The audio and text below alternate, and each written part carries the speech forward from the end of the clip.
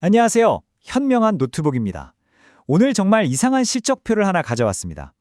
바로 원격 의료 플랫폼 힘스 앤 허스 헬스인데요. 2025년 3분기 실적, 지금부터 아주 깊게 파고 들어보겠습니다. 자, 분석가님. 일단 첫 숫자는 정말 기가 막힙니다. 매출이 전년 동기 대비 무려 49%나 뛰었어요. 이 정도면 로켓 성장을 하고 있다고 봐도 무방하지 않습니까? 그런데 말입니다. 바로 다음 숫자를 보면 머릿속에 물음표가 딱 찍힙니다. 순이익이 무려 79%나 폭락했습니다. 아니, 이렇게 장사를 잘했는데 왜 남는 게 없는 거죠? 이건 대체 어떻게 해석해야 합니까?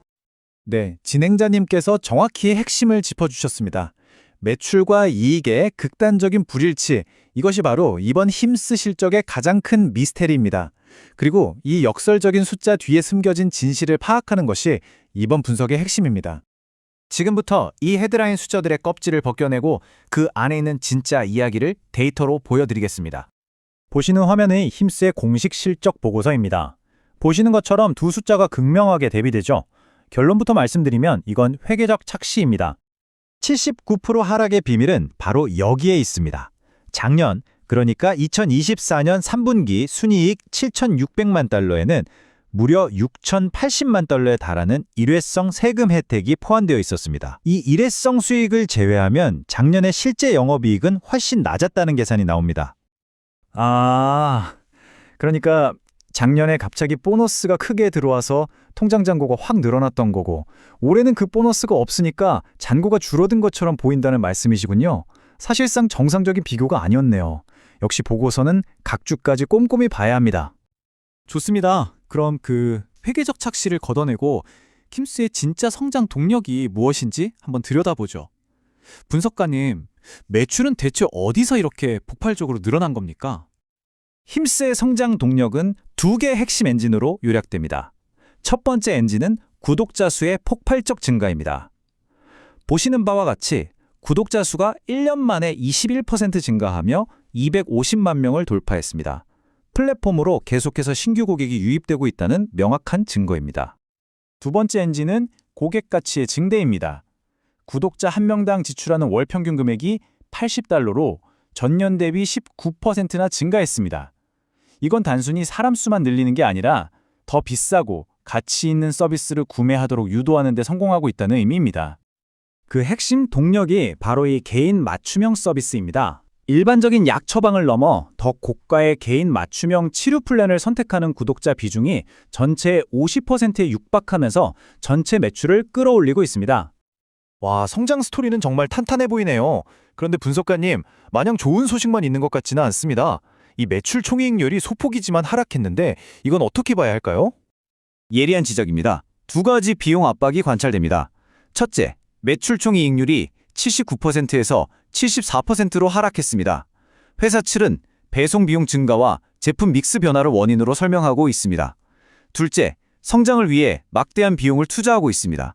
특히 마케팅 비용이 매출의 39%를 차지할 정도로 공격적인 투자를 집행하면서 전체적인 영업 비용이 증가하고 있습니다. 알겠습니다. 그러니까 성장을 위해 돈을 많이 쓰고 있다는 거군요. 그런데 이렇게 힘들게 키워놓은 시장에 정말 무시무시한 경쟁자가 나타났습니다. 바로 거대 제약사들이죠. 그렇습니다. 시장의 판도를 완전히 바꿀 수 있는 외부 변수가 등장했습니다. 비만 치료제 시장의 절대 강자인 노보노디스크와 일라일릴리가 GLP-1 계열 약물의 가격을 대폭 낮춰 직접 소비자 시장에 진출하기 시작했습니다.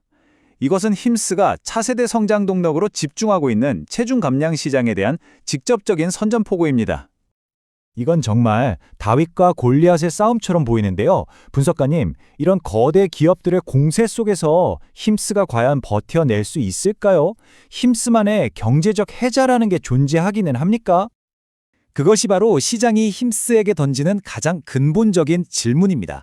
힘스가 구축한 편리한 플랫폼과 브랜드라는 가치가 거대 제약사가 내세우는 압도적인 가격 경쟁력을 이겨낼 수 있느냐의 문제입니다. 물론 힘스도 대응 전략을 펼치고 있습니다. 첫째, 자체 조제 인프라를 확장해 가격 경쟁력을 확보려 하고 있습니다.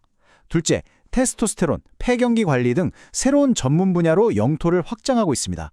셋째, 인수를 통해 유럽 등 해외 시장 진출을 가속화하고 있습니다. 마지막으로 적과의 동침도 불사하며 노보노디스크 같은 기업과 파트너십 논의까지 진행 중입니다. 단순 약 판매를 넘어 종합 헬스케어 플랫폼으로 진화하려는 시도입니다. 정말 복잡한 상황이네요. 내부적으로는 성장을 잘하고 있지만 외부에서는 거대한 위협이 닥쳐오고 있고, 자, 분석가님, 이 모든 데이터를 종합했을 때 우리는 힘스의 미래를 어떻게 전망해 볼 수 있을까요? 네, 지금까지의 분석을 바탕으로 세 가지 시나리오를 제시할 수 있습니다. 첫 번째, 최상의 시나리오는 개인 맞춤형 플랫폼의 강점을 살려 신규 시장에서 성공하고 GLP-1 시장 점유율 방어에도 성공하는 그림입니다. 가능성은 중간으로 판단됩니다. 두 번째, 중립적 시나리오는 기존 핵심 사업은 잘 유지되지만 체중 감량 시장에서는 거대 제약사에 밀려 성장이 제한되는 경우입니다. 현재로서는 이 시나리오의 가능성이 높음으로 분석됩니다. 마지막 최악의 시나리오는 GLP-1 가격 전쟁의 여파로 구독자 이탈이 발생하고 전체 성장이 멈추는 상황으로 가능성은 낮음으로 보고 있습니다. 시나리오까지 명확하게 정리해 주시니 이해가 쉽네요. 결국 중립적인 시나리오의 가능성이 가장 높다는 말씀이군요. 그럼 마지막으로 투자자 관점에서 이 상황을 어떻게 정리해 볼 수 있을까요? 네, 힘스에 대한 투자는 결국 하나의 질문으로 귀결됩니다. 이것은 플랫폼과 가격의 대결입니다. 힘스가 제공하는 편리한 브랜드 경험과 개인 맞춤형 서비스라는 플랫폼의 가치가 거대 제약사의 압도적인 생산 규모에서 나오는 가장 저렴한 약값을 이길 수 있느냐의 싸움입니다. 정말 흥미로운 질문이네요. 미래의 소비자들은 과연 무엇을 선택할까요? 단지 가장 싼 약일까요? 아니면 조금 더 비싸더라도 나를 관리해주는 편리한 플랫폼일까요? 이 질문에 대한 여러분의 생각이 바로 힘스의 미래 가치를 결정하는 열쇠가 될 겁니다. 오늘 분석은 여기까지입니다. 감사합니다.